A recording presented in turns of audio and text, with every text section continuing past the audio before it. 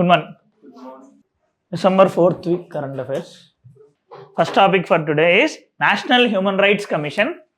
Now, why this is a news? Because recently the chairman of National Human Rights Commission has been appointed. Who is the new chairman? Justice V. Ramasubramaniam. He has worked as Supreme Court judge in the past. Okay. Now, first of all, tell me about NHRC. See, NHRC, I expect a question either in prelims or mains with respect to NHRC this year. And probably if it comes in mains, it will be very easy for you. Now, not only because of the new appointment, every time any sort of allegations or any sort of human right violations happen in the country, it will lead to lack of empowerment of NHRC in the country. And specifically also about the state human rights commissions respectively.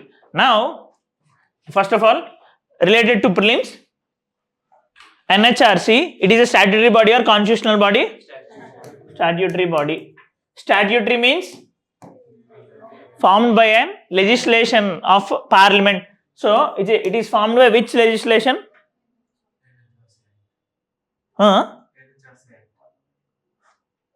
NHRC? Yeah. Please, your name? Me per. Joshna. Good. Protection of Human Rights Act 1992. Okay. Protection of Human Rights Act 1992 means if a body is a statutory body, for sure there will be an act which is supporting it. So the act is not NHRC. Please, UPSC will directly give you as NHRC Act. Okay. Protection of Human Rights Act 1992. Now, this has been implemented because India signed Paris Principles in 1992. So, since we had signed that, it is imperative on India to create one legislation with respect to human rights to implement our Paris Principles deal. Don't get confused with Paris deal and Paris Principles. Okay.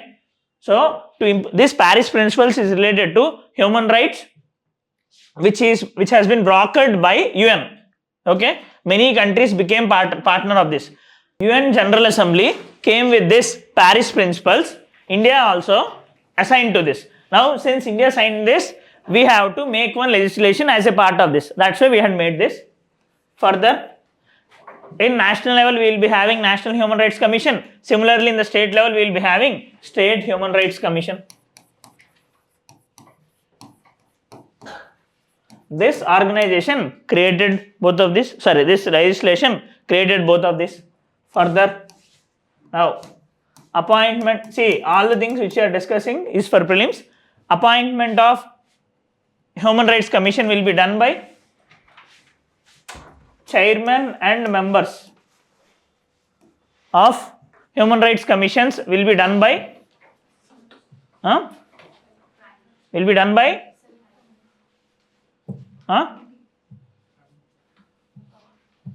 not recommendation, appointment will be done by, for NHRC members it will be president, for SHRC members it will be governor. Now, who will be recommending? Obviously, if president or governor appoints, it cannot be their own discretion. They will be appointing them based on the recommendations of some, generally they will be appointing based on the recommendations of Council of Ministers. But if any legislation or any constitution says it clearly that he must appoint based on a collegium or else based on any specific persons other than the Council of Ministers, then their appointment will be based on them. For example, say governor appointment will be done by president on the basis of recommendation of Council of Ministers. Election Commission of India, CEC and ECs will be appointed by president on the basis of recommendation of a collegium. That collegium will be contain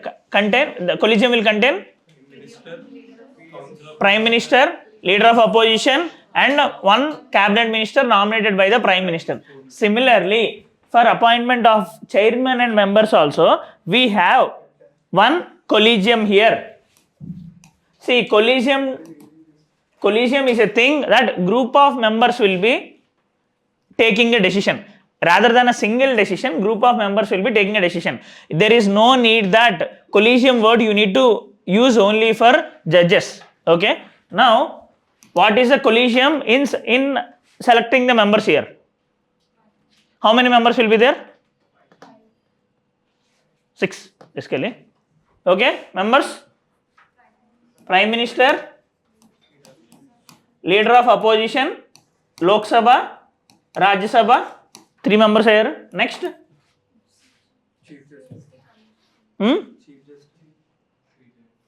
NHRC చదివారు లేదా మీరు? మరి ఎగ్జామ్కి అది ఇదే కదా, మరి చదవకపోతే ఎలాగవుద్ది? Next, speaker Lok Sabha, deputy chairman Rajya Sabha. అవునా కదా? అవునా కదా? ఇప్పుడు మీరు చదివినప్పుడు ఇది ఈ క్వశ్చన్స్ ఇవి అడుగుతారు అన్నప్పుడు ఇవి చదవాలి కదా మీరు. అవునా కదా? కోపంగా చెప్పట్లేదు, బాధతో చెప్తున్నాను. Okay, so this is the collegium.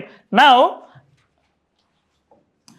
ఈ members they will be nominating, they will be recommending the names to Prime Minister, sorry, President of India. President will be appointing them based on their recommendations. Next, qualifications to become chairman and members of NHRC. Chairman అవ్వాలి అంటే retired CJI or Supreme Court judge. Now the thing is that earlier, before Protection of Human Rights Act amendment in 2019, it used to be only retired Chief Justice of India. After this amendment, we had added a clause of Supreme Court judge also, because how many Chief Justice are there up to now? 276. 270. Chief Justice lo Chief Justice lo CJI. Yeah, please. So 52, around 52, say greater than 50 judges. Now obviously many will be old, many cannot come, some might have died. So obviously it is getting very difficult for the government to identify a person who is Chief Justice. So government had amended this and added this also. Okay, now for the members,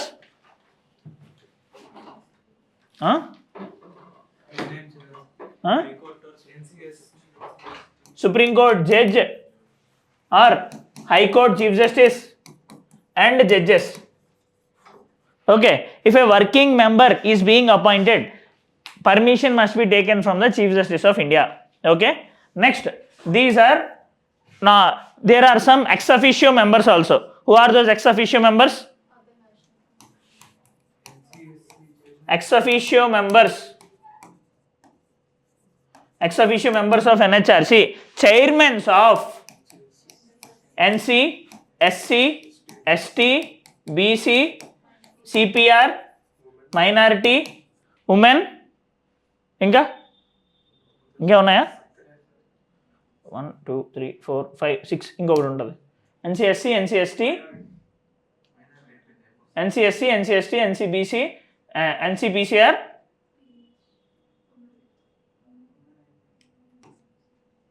women, children. Okay, yeah, sorry, PWD. Okay, 6, all 6. Okay, అదే ఇదంతా. Similar will be the case for State Human Rights Commission appointment. Now, if there is surety that you are going to get a question on this, or else there is chance of getting question on that, there is no point if you are not reading all these things. Okay, because those are low hanging fruits. You cannot catch all the 100 questions in prelims. At least the things which you are able to know that this is in news, you have to know 360 degrees about it. Okay, next, who will remove them? Removal by President on the grounds proved misbehavior and incapacity. Okay, now up to here question might come in prelims, but there is high chance of question in mains now. First of all, tell me about the functions, powers, challenges.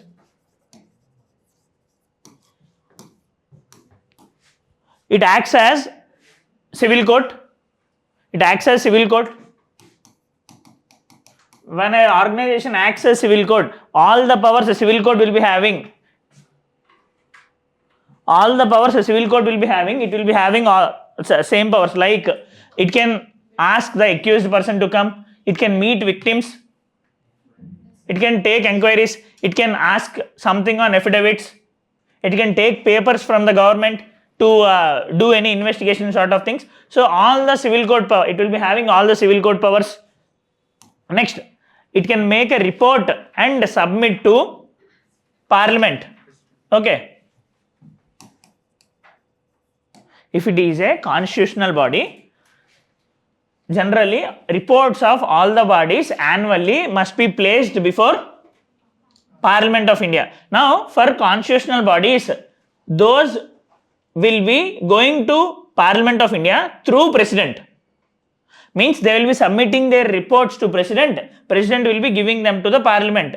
For statutory bodies, directly they will be submitting to the Parliament. Okay. Next, functions. It checks into human right violations. Further, any sort of, it checks into human rights violations, any sort of problems in respect to jails, any sort of rapes, all these things, it can basically any sort of human right violations, it can deal with them. Next, it promotes research and development with respect to human rights. Further, training. See, don't consider these as generic points, because if a question comes, you need to fill your answer based on this only. Next, it makes collaborations with the foreign nationals, foreign countries to give best, to know about any international conventions and all, foreign collaborations. And finally, it deals with center and states in any sort of human rights issues. It will be giving opinions to the center and the state on human rights issues. Okay. Now further, challenges. Opinions are not binding. Opinions are not binding. Yeah. First thing, only recommendatory opinions. Okay. No, the thing here is that they are not having, see, for any organization, there will be three problems.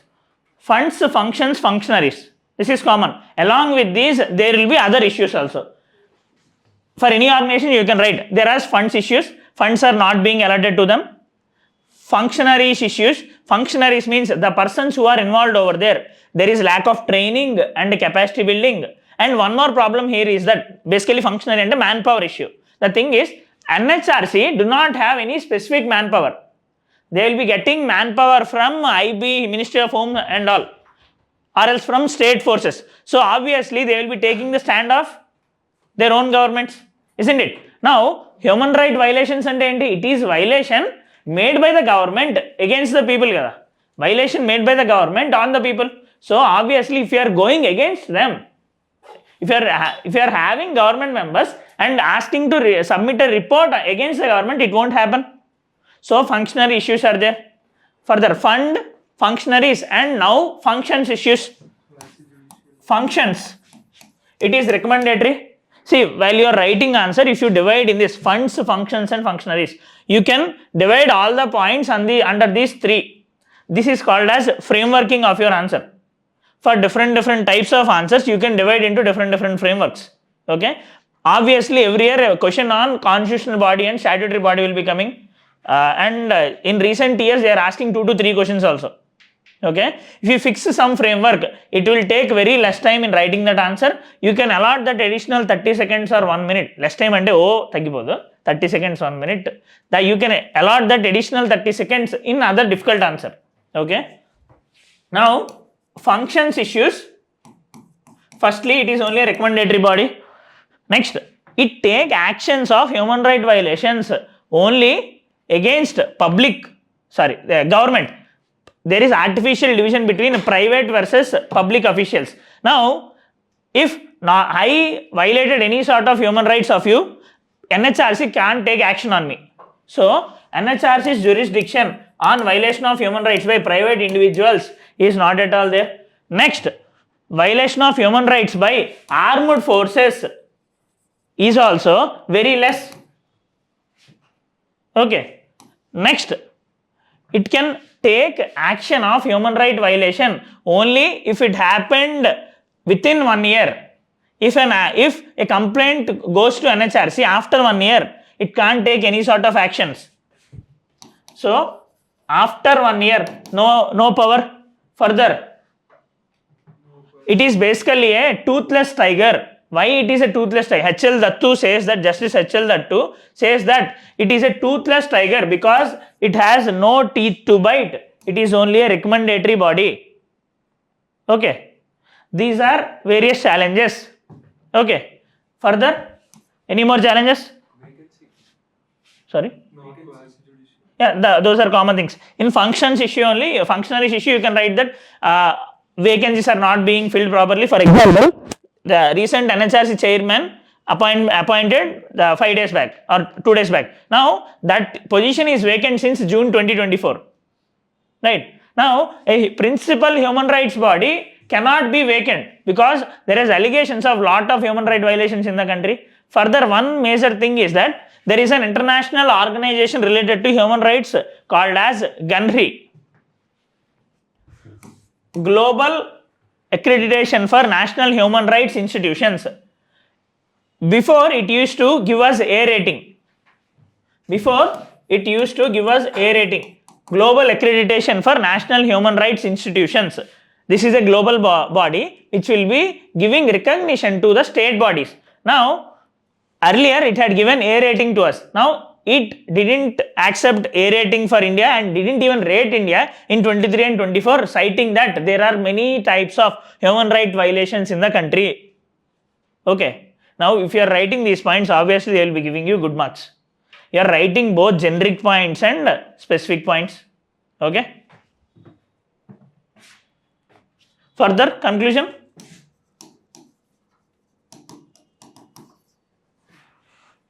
All the issues which you had quoted, we need to correct them, and along with that, with respect to Human Rights Commission, NHRC, there is a committee called A.M. Ahmadi. Have you heard this? A.M. Ahmadi Committee. A.M. Ahmadi Committee has been formed to find out the flaws in NHRC. Now, you need to implement the recommendations of this A.M. Ahmadi Committee. It basically says that with respect to armed forces, power must be increased. Further, NHRC must have power after 1 year also. Okay, all the suggestions have been given by A.M. Ahmadi Committee. Okay, now for a specific topic in the syllabus, you are noting some current affairs, you are noting one committee, you know both challenges, positives and negatives. Obviously, you can write any sort of answer on this. Okay, and if you have to know some positives which have been done by NHRC, it acted against many fake encounters, Disha case, or else this Ranbir Singh case. ఆయన కాదు, రణబీర్ కపూర్ కాదు, Ranbir Singh case అని ఇంకొకటి ఉంది. Further, due to application of wrong medicines, 10 children died in Odisha. It had penalized the government and told them to give 10 lakhs ex gratia. For Bhopal gas tragedy victims, it had supported them. Similarly, there are many cases where it had supported the abolition of Bonded Labor Act. All this had happened with the support of Human Rights Commission. Okay. Now you can write any answer on this. In past, we used to have Arun Kumar Mishra. Now the current Human Rights Commissioner is V. Ramasubramaniam. Okay. Next, India and Kuwait. Now, recently, Honorable Prime Minister visited Kuwait. Now, this Kuwait is member of very significant because its location is significant. Because it is in the center of Middle East. And also, it had relatively good relations with the Middle Eastern countries.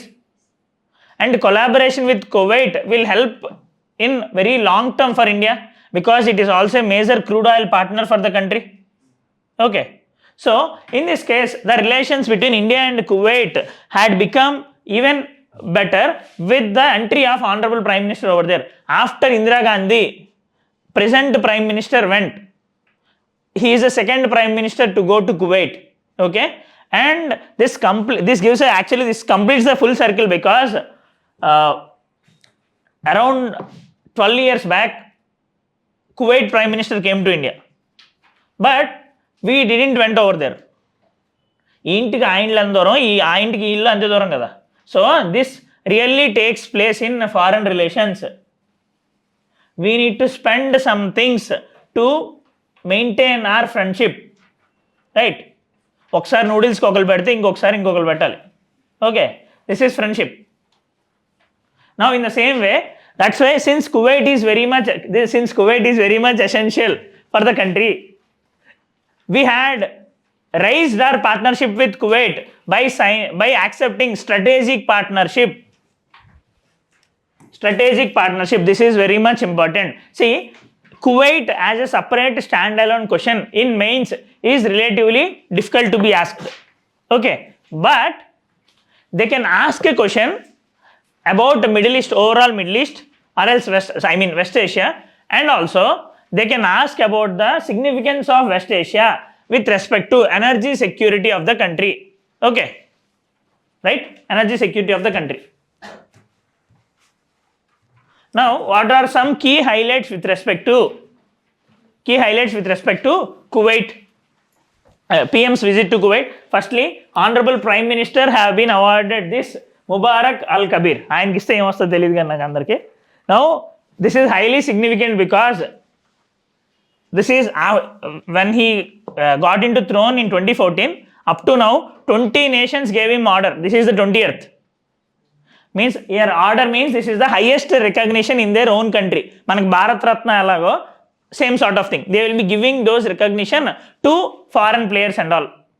They had given this recognition to Honorable Prime Minister, Order of Mubarak Al-Kabir. Strategic partnership agreement has been signed. Now, strategic means, so basically strategic means we want to maintain the relations in a long term.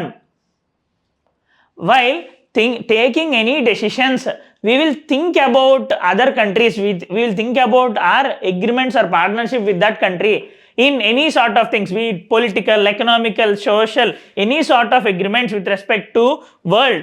We will be thinking about them. While we will be collaborating in any international organizations, we will be thinking about them. Means strategic means no short-term goals, not just give and take relationship, not just buying of oil and selling, giving money. Our relations will be relatively long-term. Okay, that's why we call it as strategic partnership. With any country we are having strategic partnership. It is said that we will be having greater vision for the future, long-term relationships. Okay. Further, defense cooperation. We signed some MOUs related to the defense cooperation, focusing on joint military exercises and some coastal defense exercises. Further, India and Kuwait signed cultural and sports cooperation agreements, cultural exchange program up to 2029, and executive program on sports cooperation up to 2025-28. Okay. And further, there are many other sectors we had made agreements. One more thing is that Kuwait recently came into International Solar Alliance. International Solar Alliance is formed by India and France in 2015 during Paris deal COP21 of UNFCCC. Okay, up to now there are more than 105 countries who had ascended to this International Solar Alliance. Recently Kuwait also came here, so Honorable Prime Minister recognized it, and also we recognized Kuwait is one of the major member in the Gulf Cooperation Council. Gulf Cooperation Council is a regional body or regional organization in the Gulf area. Now, this year Kuwait is the chairman of, Kuwait presides the Gulf Cooperation Council. Now, our relations with the Gulf Cooperation Council is also very much essential for the future. Since West Asia is in high amount of flux, our relations with them is also very much essential to our country. Okay. And one more thing, Honorable Prime Minister tried to move deliberations about having a free trade agreement with the GCC. We are having discussions with GCC from many years to conclude a free trade agreement. Free trade agreement means there will be some reductions in the tariffs, both the sides, so that trade will be increased. We are having free trade agreement with ASEAN, with Mercosur, PTA, with relatively some different blocks. Okay. Now, we want to make one free trade agreement with Gulf Cooperation Council also. See, we want to make our friendship better.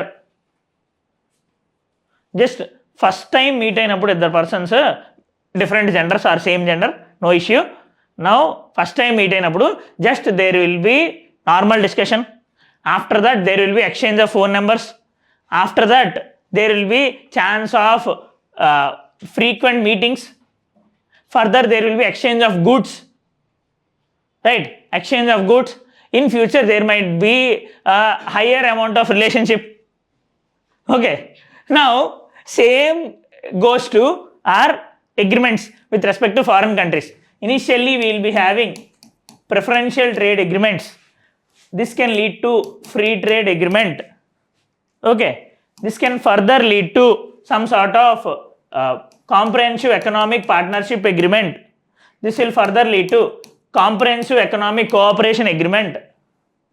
This will lead to custom union, further leads to economic union. European Union is an economic union. Highest amount. In this, there will be common currency, common foreign policy, common trade policy, common tariffs for the outer countries. From here to here, relations will be strengthened a lot. Okay, here there will be trade relations only between goods and services. Goods. Further, here there will be goods and services. Here there will be country relations. There will be movement of people here. Okay, so forces, factors of production and all will be increasing a lot. Tariffs will be reduced. Okay, these are different agreements between different countries. Now, double taxation avoidance agreement అంటే ఏంటి? A company earning in a specific country will be taxed only by one among those two countries. No relation to all these things. Okay.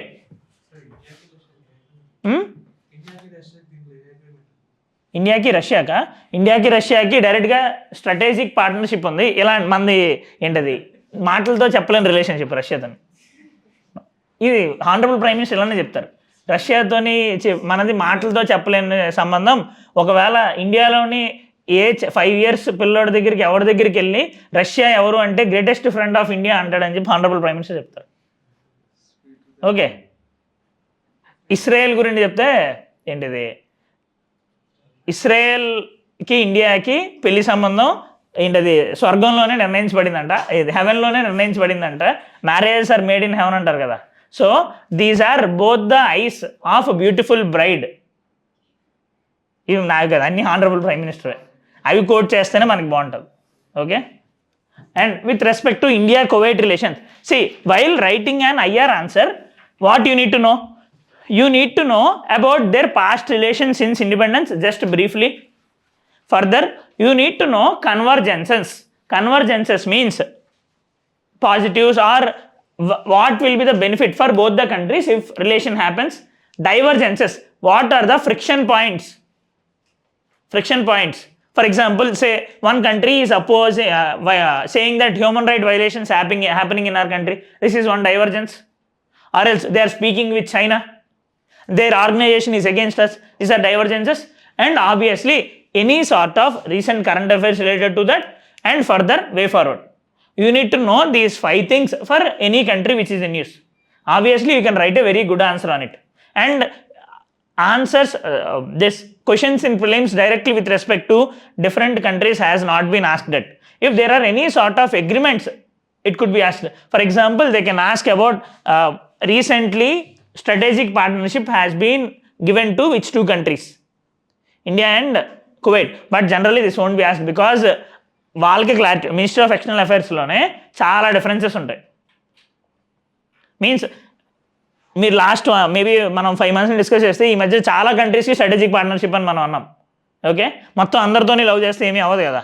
So that's why there is no clarity on it. Now historical how are India-Kuwait relations? We have very good historical ties, and in fact to say Kuwait used it to ask Indian currency's legal tender in Kuwait up to 1961. Okay. Next, we are importing oil from them, crude oil from them, and LPG from them. It amounts to around 3% of our imports. Kuwait is 6th largest crude oil supplier. Who is the highest crude oil supplier to India then? Very good. Russia. Russia is the largest crude oil supplier to the country.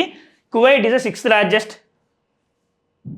And we have around 1 million population residing in Kuwait. Our Indian diaspora, they will be giving us remittances regularly, right? Kuwait is in a very juncture near to Persian Gulf, which is very much important. Okay? Yeah. So, why our relations with Kuwait is very much essential? Because we have convergences with respect to oil. They want money, they want to sell oil, we want to buy oil. It is one convergence. Our diaspora are living there. We have unemployment, they are having chance. This is one of the convergence. And further, Kuwait's Vision 2035 wants to diversify its economy beyond oil.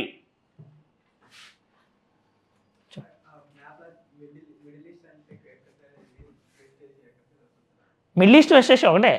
C experts కొంతమంది political experts or see IR expert says that one country will be not be there over there, another country will not be there over there. There is no chance of asking a question on it. First of all, Middle East, నేను ఏం చెప్పాను, middle east అంటే దేని base చేసుకొని చెప్తాం? West Asia. The name West Asia comes from the perspective of India. It is in the west of Asia. Now Middle East is from the perspective of USA. Consider the globe from the perspective of USA. It is to the east of USA in the middle. So USA will be calling it as Middle East. Since our brains became vast due to this superiority of USA, we in our foreign policy generally we used to use the word Middle East. But ideally we have to use the word West Asia. Okay. Economic collaboration. Kuwait's Vision 2035 is in parallel with our Viksit Bharat 2047 strategy. Next, GCC. We want to increase our relations with the GCC by free trade agreement, and Kuwait is one of the major member in it, and currently it is the president. Now, GCC as an organization might also be asked. GCC includes 6 countries: Bahrain, Kuwait, Oman, Qatar, Saudi Arabia and UAE. దీని నుండి మీరు ఇంకొకటి తెలుసుకోవాలి. All these 6 countries are closer. They are related to one family. Now, in our own family, obviously there might be some problems. There might be some sort of problems with respect to Pawan Kalyan's family and Chiranjeevi's family. But obviously, if any outer comes, they will become union. Now, see, there is difference between Allu family and Mega family now. Easy అర్థం కావడానికి చెప్తున్నాను. Okay. Similarly, in Middle East also, there are 2 different groups. Iran is not related to this group because Iran and Saudi Arabia are very much opponents. If in a group Saudi Arabia will be there, Iran will be not there, obviously. If I am not wrong, in 2016 or 2017, one prelims question has been asked. Obviously, remembering the names of every country is not possible. They had asked the question, who are the members of GCC, and in that they had given names of Saudi Arabia and Iran also. Obviously, if Saudi Arabia will be there, Iran will be not there. So you can eliminate that question based on that. So if you are solving any sort of these questions, your lateral knowledge will be helping over there. Okay, అదే intelligent guessing అంటే. వాళ్ళు కాదు, ఇది only Gulf countries సొంత family. ఇప్పుడు for example same movie artist అసోసియేషన్లో ఇద్దరు ఉంటారు కదా. So Gulf Cooperation Council includes Kuwait, Bahrain, Qatar, Saudi Arabia, UAE and Oman. Where is Dukum port? Oman. Good. Next, National Quantum Mission. Quantum computing. Firstly, we had computers. Later on, we moved with some faster computers. Later on, we had supercomputers. Now is the age for quantum computers. In quantum computers, the speed will be very much high compared to the supercomputers. And one more thing is that the major utility of this quantum computers is its safety. Now, every time we are discussing about our privacy, safety of our information, safety of our data and all. Quantum computers will help in our safety. Better encryption. It is very much difficult to decrypt data which is saved in quantum computers. Okay, now this quantum computing is based on quantum physics. Quantum physics. Now here, two major principles you need to know about this is superposition. Chapandi. Entanglement and qubit. Now, in normal computers, we will be measuring through bytes.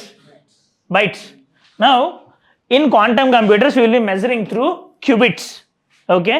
In normal digital computers, basically digital, both a system can be in either 1 or else 0. చిన్నప్పటి నుండి చూసుంటారు కదా, either 1 or 0.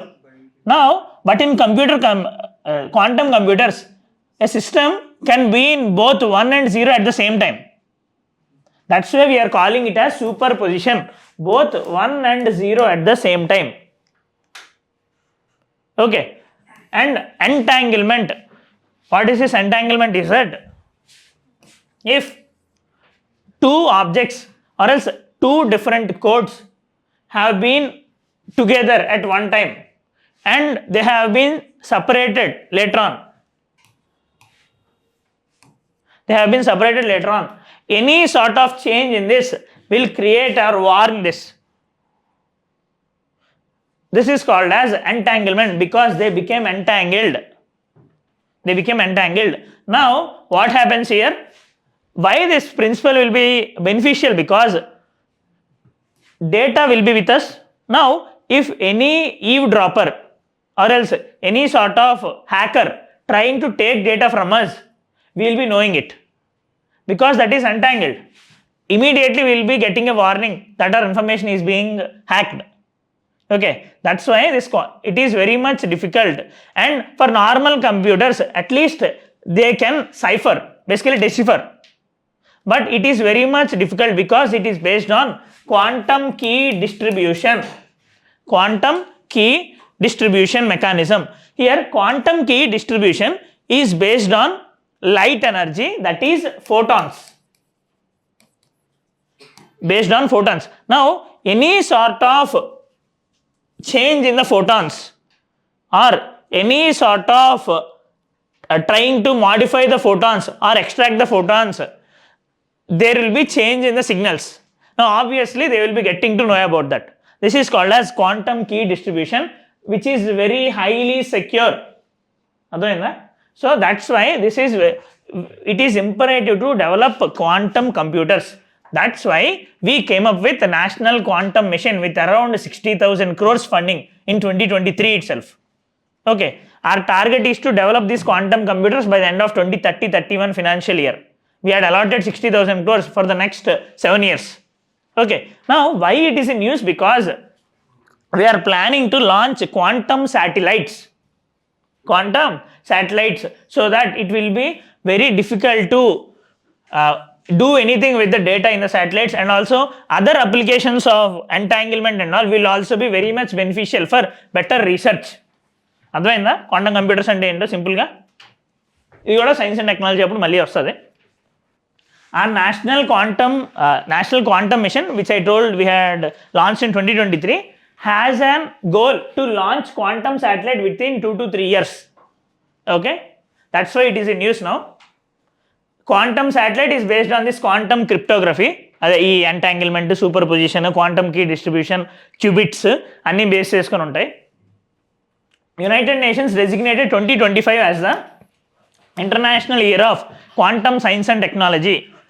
Even our ISRO became successful in demonstrating quantum communication with a distance of 300 kilometers.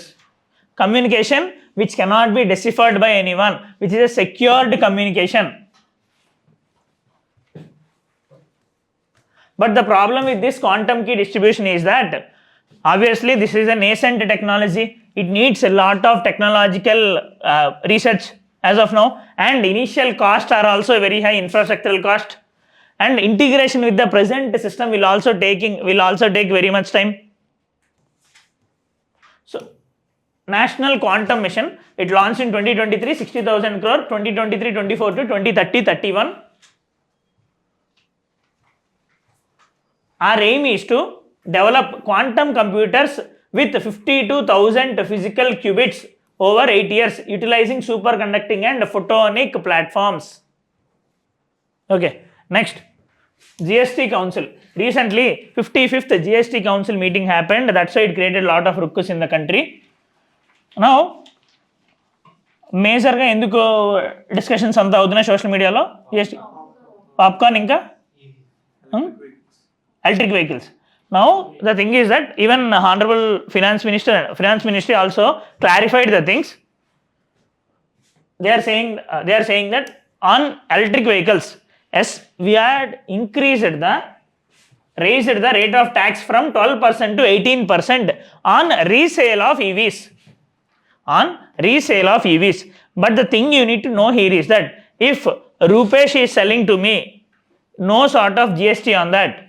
If he is having a business and as a part of his business he is reselling, then only this GST rate will be applicable.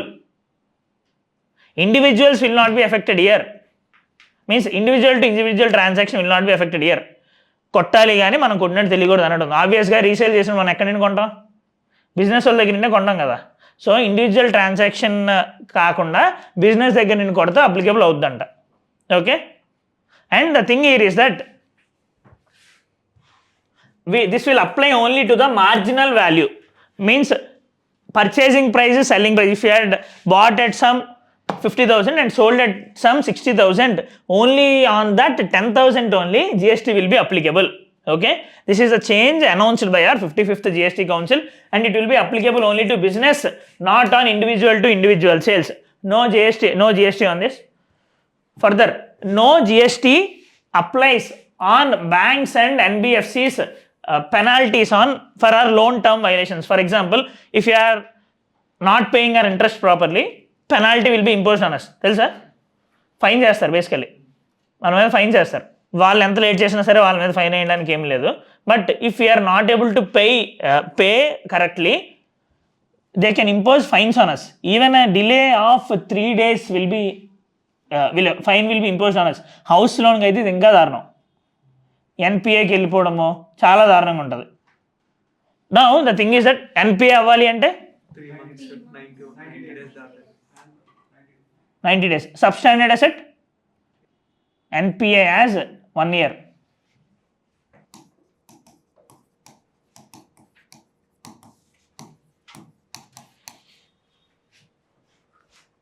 One to 30 days special mention account 0. 31 to 60 days special mention account 1. 61 to 90 days special mention account 2. ఇదేంటి? If the borrower is not paying either interest or principal or both for 30 days, special mention account 0 కింద వాళ్ళ account అవుతుంది. ఇప్పుడు non performing account or NP అంటే ఏంటి? We are giving one recognition to one account, that loan account, that it is not paying properly. If our interest or loan is not being paid for 90 days or more, we call it as non-performing asset, NPA. Up to 1 year, if it stays as NPA for 1 year, we call it as substandard asset. Okay.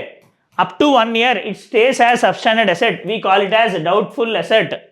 And if auditors find that it is very much difficult to get back the loan, they consider it as a loss asset. నేను చెప్పాను కదా నేను ముందు, మరి ఎందుకు మర్చిపోయారు? ఆబ్వియస్లో మనుషులు కాబట్టి మర్చిపోవాలి, అందులో ఉంది. మర్చిపోతాం కాబట్టి నేను నీకు చెప్పింది. ఎన్ఎస్డిఎల్ అంటే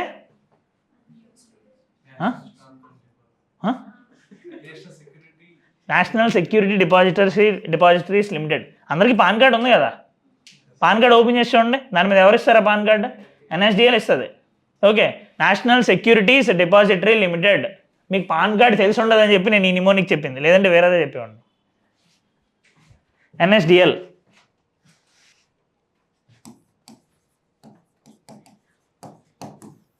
స్పెషల్ మెన్షన్ అకౌంట్ ఎన్ఎఫ్. ఇదేంటో చూసి నాకు రేపు చెప్పండి, రేపు లేదు ఎల్లుండి చెప్పండి, మీరే గుర్తు చేసి మీరే చెప్పండి, నేను మర్చి. ఎన్ఎఫ్ మీన్స్ నాన్ ఫినాన్షియల్, అది కూడా చెప్తున్నా, దాని మీనింగ్ ఏంటో చెప్పండి.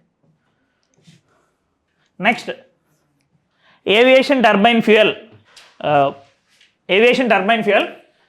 Council didn't accept bringing aviation turbine fuel into the phase of GST.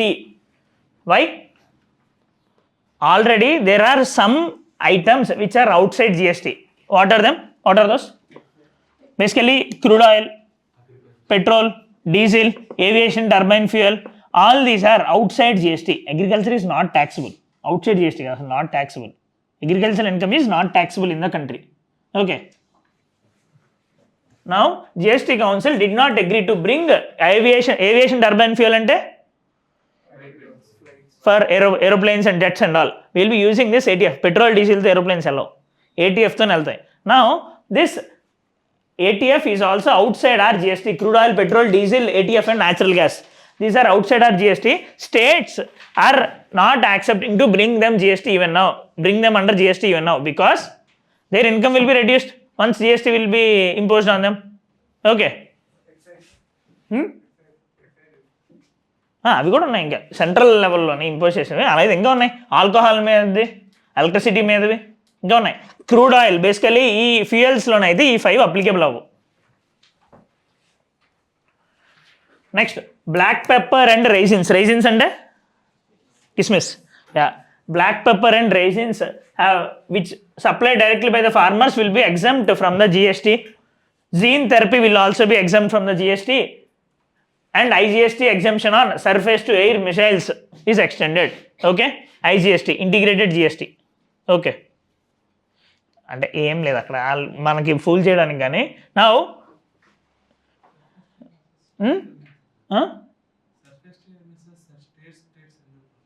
ఒక స్టేట్ని ఇంకో స్టేట్కి పంపించాలి కదా, అందుకు. ఇప్పుడు ఫర్ ఎగ్జాంపుల్ ఒక దగ్గర మ్యానుఫ్యాక్చర్ అవుతుంది, ఇంకో స్టేట్ దగ్గరికి పంపిస్తున్నారు. సో ఆ మధ్యలో ఏదైనా ట్రాన్సాక్షన్ వేస్తాను, అందుకే అన్నాను కదా ఫుల్ చేయడం అని, దానికి మించి ఇంకేం లేదు అక్కడ. And compensation cess on merchant exporters reduced to 0.1%. What is this compensation cess? When GST has been introduced in the country, states were not happy. They didn't accept. That's why central government told that we are starting GST compensation to you. For that, they had made GST Compensation Act, which says that up to 5 years, we will be giving compensation to you if there is any sort of, if you are getting less income compared to the previous. They had kept one base year, say 2015 base year.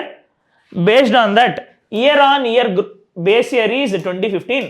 Year on year growth for that state. For example, last year if they get 1 lakh, next year they have to get 1,14,000. Next year 14% more on this. If they are getting only 1,12,000 year, balance 2,000 will be paid by the central government for the 5 years from 2017 to 2022. Okay, now the tenure has been completed. Now all the states are asking to extend the compensation for next cess for another 5 years because there is reduction in our revenue. So central government further extended this 5 years up to 2027. Here, how central government will be giving that money? Obviously అన్ని మనుషుల మీదే పడతాయి అన్నీ ఏం చేసినా సరే ఏ tax ఎవరికి వాళ్ళు చేసినా వీళ్ళు చేసినా.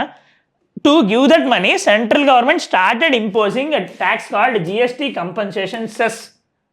The money which government will be getting from this GST compensation cess will be given to the states as compensation. Okay. Basically, since states are not accepting GST in 2017, central government made an agreement with them that if you are getting any sort of less income compared to pre-GST times, ముందు pre-GST VAT సిస్టంలో ఉండేటప్పుడు కన్నా మీకు తక్కువ amount వస్తే ఎంత తక్కువ వస్తుందో మేమంత ఇచ్చేస్తాం, మీరు ఒప్పుకోండి అని అమ్మేసి స్టేట్స్ ఒప్పుకున్నారు. ఓకే, ఎంత అయితే బ్యాలెన్స్ వస్తుందని అనుకున్నారో అది ఆ కౌంట్ చేయడానికి వీళ్ళకి ఎంత వస్తుందని ఎలా కౌంట్ చేస్తారు? They had given one formula such that every year 14% income పెరుగుతూ వస్తుంది అని, ఇయర్ ఆన్ ఇయర్ గ్రోత్. ఆ 14% ఇప్పుడు ఫర్ ఎగ్జాంపుల్ ముందు ఇయర్ 1 lakh వస్తే నెక్స్ట్ ఇయర్ 1,14,000 రావాలి. ఇప్పుడు అందులో ఓన్లీ 1,05,000 వచ్చింది అనుకోండి, బ్యాలెన్స్ 9,000 సెంట్రల్ గవర్నమెంట్ ఇవ్వాలి. ఎలా ఇస్తుంది? ఈ కంపెన్సేషన్ సెస్ అనేది మనుషుల మీద వేసి దాని నుండి వచ్చే డబ్బులు ఇక్కడ డైవర్ట్ చేస్తుంది. Okay, right. నౌ అందులో భాగంగా that compensation cess will be imposed on different products. The merchant exporters are also being imposed this compensation cess. Now in this council meeting, this compensation cess has been reduced to 0.1%. Okay, ఈ popcorn GST ఏదైతే న్యూస్లో ఉందో, finance ministry is saying that we are not introducing any new type of tax. Already this is applicable in all the states in the same manner. Why they are saying is that caramelized popcorn is a sugar confectionery. On sugar confectionery we are already imposing 18% dairy milk and all. So it is same. Similarly, salted popcorn is a namkeen. On namkeens we will be imposing 5%. That's why we are imposing the same thing అని చెప్తున్నారు వాళ్ళు. Okay, ఇది type of namkeen అని, ఇది type of sugar confectionery అని add చేసి మేము ఉన్నదాన్నే చేసాము, మేము ఇంటర్ప్రిట్ చేసాము, మేము కొత్తగా వేయలేదని చెప్తున్నారు. Okay, so GST Council is a constitutional body formed by 101st Constitutional Amendment Act under Article 279A. Finance Minister is the chairman. Other state finance ministers will also be there as members, and the finance secretary will also be there over there. Okay, decisions will be made by majority of 3/4. Central government weight is 1/3, state government weight is 2/3, and quorum is 50%. Okay, now no detention policy. ఎక్కడ చూసాం మనం no detention policy? Education. Now we had seen that no detention policy has been removed కదా, remove చేసామా లేదా? Based on amendment in 2019, we made amendment to RT Act 2009 in 2019. Now the irony is that we had amended at the time, but rules regarding that no detention policy has not been given up to now. 2 days before they had given the rules. So ఇప్పుడు ఆ no detention policy అనేది ఇప్పుడు నుండి అప్లికబిలిటీలో వస్తుంది. Okay, central government had given law, amended the law, but how to implement that law they hadn't given any directions. Now they had given the rules of that. Through right of children to free and compulsory education amendment rules 2024, this amendment allows schools to detain students who fail to meet promotion criteria. Okay, no detention policy section 16 of RT Act లో ఉంది, నేను already క్లాస్లో చెప్పినట్టు. Why this is important? Because no child should be expelled from the school, and also he shouldn't be retained in the same class. Based on the earlier act, already around 18 states had accepted this no detention policy, but some states didn't accept. Our Andhra Pradesh is one among them because we focus on merit. Now these rules are in accordance with our NEP 2020 and National Curriculum Framework. Okay, same ఎందుకంటే draw why this no detention policy is needed, the things which are discussed in our education class already. Dropouts అనేవి తగ్గుతాయి, right. Called this issues, both pros and cons which are discussed in the last, same things will be applicable here. Once read this. Lion-tailed macaque. Lion-tailed macaque, movies lo chusuntaru. Macaque means basically monkey లాంటిది అనుకోండి, monkey కాదు basically, monkey అని అనకూడదు, separate పేరు పెట్టారు దానికి. Lion-tailed macaque. This is famous in Western Ghats. See, if an animal is in heavily in news, question on it can come in the exam. Okay. Now you need to know about its habitat, its protection status, and why it is in use.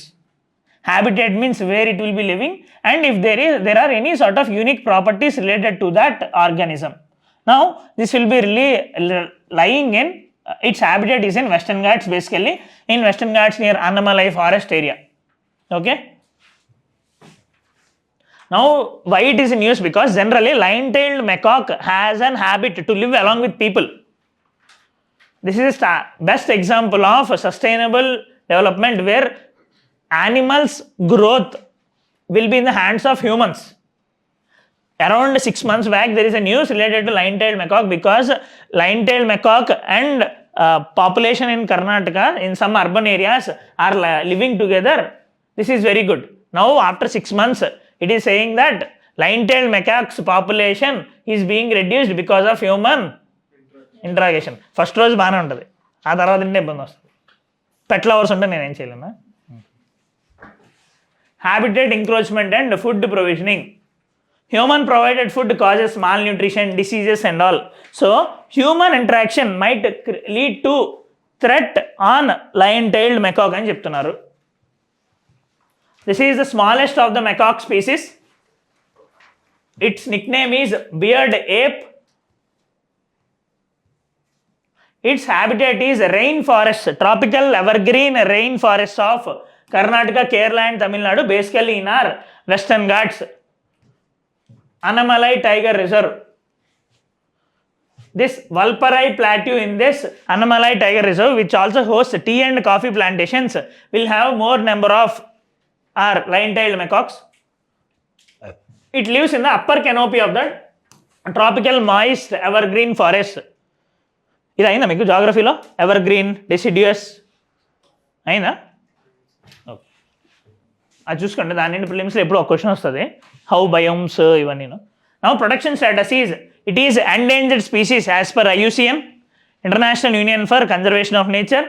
It is in Appendix 1 as per CITES, means trade of this organism is completely banned. Appendix 1లో పెడితే CITESలోని trade is not allowed. Next, Wildlife Protection Act 1972. It is also in Schedule 1, which means trade is not allowed in the country. This is the conservation status. They can ask about what is the IUCN status of lion-tailed macaque. Yeah. Major threat is that rainforests are relatively getting reduced due to agricultural expansion and all. And also, human settlements might affect it. 2, safeguard this, Tamil Nadu government is taking many measures. For example, Tamil Nadu government announced the establishment of Tamil Nadu Endangered Species Conservation Fund with corpus of 50 crore. Similarly, they had formed, Forest Department formed comprehensive conservation strategy. And also, we have National Conservation Foundation. This will be developing the canopy corridors. Canopy ante upper part of our trees. Relatively కొంచెం డెన్స్గా ఉంటాయి కదా, lion-tailed macaques will be living over there. We had launched this National Conservation Foundation to develop these canopies. Okay? అదే అండి. Thank you.